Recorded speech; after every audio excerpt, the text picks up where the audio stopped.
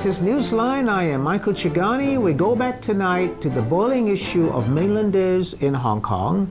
With me is the Equal Opportunities Commissioner, Mr. Lam Woon Kwong. Mr. Lam, thank you very much for being back on the show. You were here when you first became the Equal Opportunities Commissioner, and now you're back again to talk about a very, as I said, a very, very sensitive issue that, you know, I've covered that. I covered that last week with Mr. C.Y. Leung, who was here last week, and I covered the same issue with Mr. Henry Tang, who was here a few weeks back as well.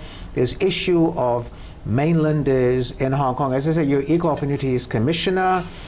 You must be worried that there's this growing hostility towards mainlanders in Hong Kong. Yes, we are concerned. But then we mustn't look at it as a bipolarized problem. When you talk about that of Hong Kongers, you are a Hong Konger. I'm a Hong Kong I have person. friends who have been in Hong Kong for 20, 30 years coming from the mainland, and he sees himself both as a mainland Chinese and also as a Hong Konger. So it's not a sort of very simplistic But the Hong Konger is not discriminated against people who came 30 years ago. They're mad about the people who are coming now. No, I think the recent getting hostile, commentaries stemmed from some very fundamental, concern. And in many ways, I can understand all these concerns by Hong Kong people. The maternity bed is one of the most deeply felt by Hong Kong mothers, correct. and that's understandable.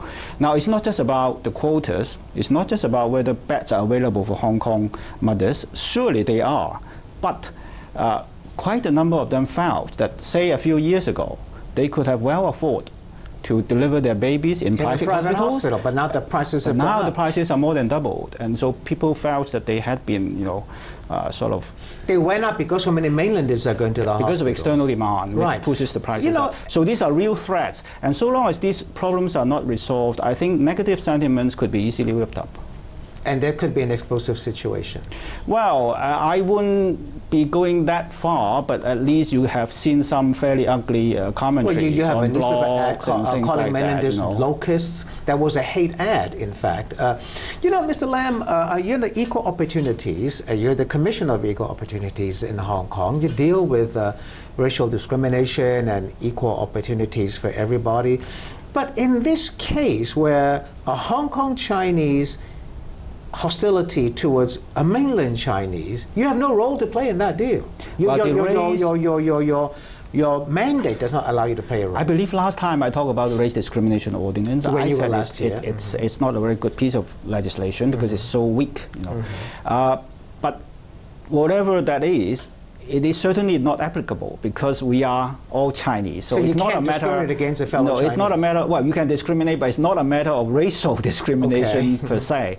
But then we are equal opportunities, so we advocate harmonious relationship. We advocate for fair treatment to everybody. But you can't do that. whatever You your cannot do origin. that. No, I can still do that on moral grounds. Although legislatively speaking, I cannot. A take mainlander action. cannot come to your office and say, I was badly treated by a Hong Kong person, do something. No, they can make the complaint, although we cannot act under the legislation. But we do, as you have noticed, we do advocate, we do speak up, we do express our concern, we do call for calm and rationality for all sides, as we did. Can a over Hong this Kong recent person incident. come to you as an Equal Opportunities Commissioner and say, I was in a high-end store in Tsim Sha Tsui, and the sales assistant pushed me aside and started talking to this Mandarin-speaking person, Putonghua-speaking person. That was not equal opportunities. We did get quite a few calls over the DNG incident.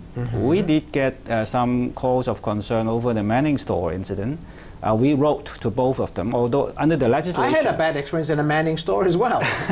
Under the legislation, we probably cannot do much, but we still, nevertheless, wrote to them and advised them, you better treat everybody fairly and squarely, otherwise, it's not good to your Well, the reputation. Manning store and gave all out that. cash coupons, rebate coupons, to mainlanders, but not to Hong Kong people. Well, they explained to us that it's part of their gimmick to attract mainland shoppers, but then they realized that it's probably not a very good thing to do, and they did apologize to the public afterwards, I think.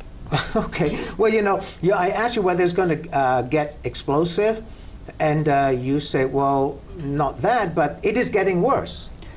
It is because The hostility of towards mainland. accumulation of a few issues of genuine concern to local people here.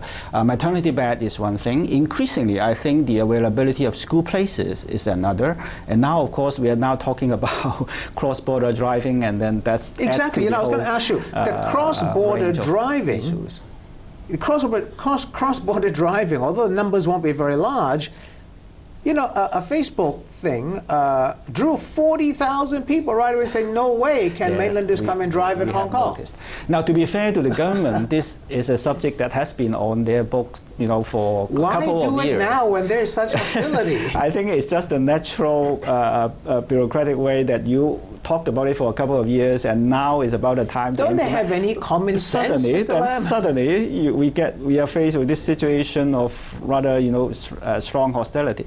So I would have thought that, but I cannot speak for the government, but I would have thought that... But you are a part of the government. No. Equal Opportunities Commission is an independent statutory body. Financed we are funded by the government, but we are not part of the government. But I would have thought that in this sort of rather hostile environment, I would have thought that the government ought to really you know, let the public understand the scheme more before they really push ahead. Do you feel helpless as Equal Opportunities? There's really very little role for you to play in this huge issue that's now playing out.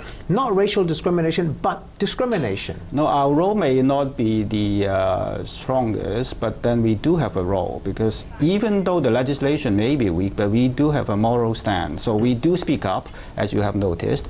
More so than the government has spoken up. And I got a lot of flack from certain, you know, blogs and forums. But nevertheless, it's our job. It's our job to call upon the public to really respect people as an individual. So you're not siding with the Hong Kong? Not to stereotype people according to their own. So you're not siding with Hong Kong people and their frustration. You're siding with the mainlanders. No, I am. If you read my statement, I started off by saying that we fully understand Hong Kong people's concern, and the problem must be addressed at the root, i.e. to tackle these shortages in resources, including maternity beds, because that is the real fundamental cause of the hostility. Yeah, if you don't resolve that, you just call upon people to become rational, it won't work, because people, once they are under pressure, then their negative sentiment would have the fertile field to spread. This negative sentiment, you know, I think it can get far worse. Many people think the same thing. You know, I haven't seen this kind of hostility even towards domestic helpers or ethnic minorities. That's because people here see genuine threats to services that they rightly think that they deserve priority. Now, if people don't see the solutions to these problems, then I'm sorry to say hostility will probably continue to mount. And that is why in our statement we call upon the government to work closely with the mainland authorities to try to resolve this problem as soon as we can. Well, because unless people can feel at ease, then you will never get a fair you know, attitude towards each other. Well, you have been speaking up, like you say, recently. Government officials have been very noticeably silent on the issue. They have not come up and say, calm down, everybody, which is the role of leadership. Leadership means you calm the society down. Exactly. There was no calming voice from the government to say, calm down, we'll sort the issue out, until just a few days back when Donald Tsang gave an interview and said that, but what he did, I don't know that he calmed the situation. He said, you said the root cause of all this is the maternity beds, people having babies in Hong Kong. The reason why there are babies in Hong Kong is because they want the babies to get Hong Kong residency rights. So they have babies in Hong Kong. So you know, there's a lot of political parties are saying, let's change the law. But Donald Tsang came out and says, no, they don't want to change the law. He said that it is not advisable to amend the Constitution. It is not advisable to go to Beijing to get an interpretation of the law. What he says is, we will deal with it by administrative measures. Are you satisfied with that, Mr. Lam? I think he said more than that, and in my impression is that it's all probably along the right direction. But we have so he didn't say much more. I think he did call upon people to, you know, not to be hostile, etc. Right. That was just very recently. Yes. But the root cause is not being solved. You know, the root cause is administrative measures still means that babies are going to be born in Hong Kong who will get ID cards. As I read him, I think what he's saying is that let's try the administrative measures and see if it works. Because going for other solutions would be complex, and it's probably not easy to have a consensus in Hong Kong, which is quite true, actually. People argue over whether you should get the Standing Commission to interpret the basic law or even amend the basic law, both of which have negative consequences on Hong Kong judicial system. So we mustn't try that easily, but having said that, this is an issue of genuine concern to a lot of Hong Kong families, and this is an issue that directly caused the recent hostilities, and it must be addressed. So are you satisfied with Donald Tsang's latest initiative? Let's try administrative measures first. Stopping pregnant women at the border, reduce the number of babies that can be born in public hospitals. We'll have to see. Now, drawing on my previous experience, for example, there were a few years back in the 1990s when crime, with firearms were pretty rampant. But then the Hong Kong police sat down and worked closely with the Guangdong security authorities, and that problem get wiped out pretty quickly. Now, can we repeat that successful experience with the cross-border mothers who want to break into our maternity beds? They're not criminals. That might be more difficult, but that I wouldn't say is totally unworkable if the authorities on both sides of the border pay more attention to, for example, pregnant women trying to rush across the border.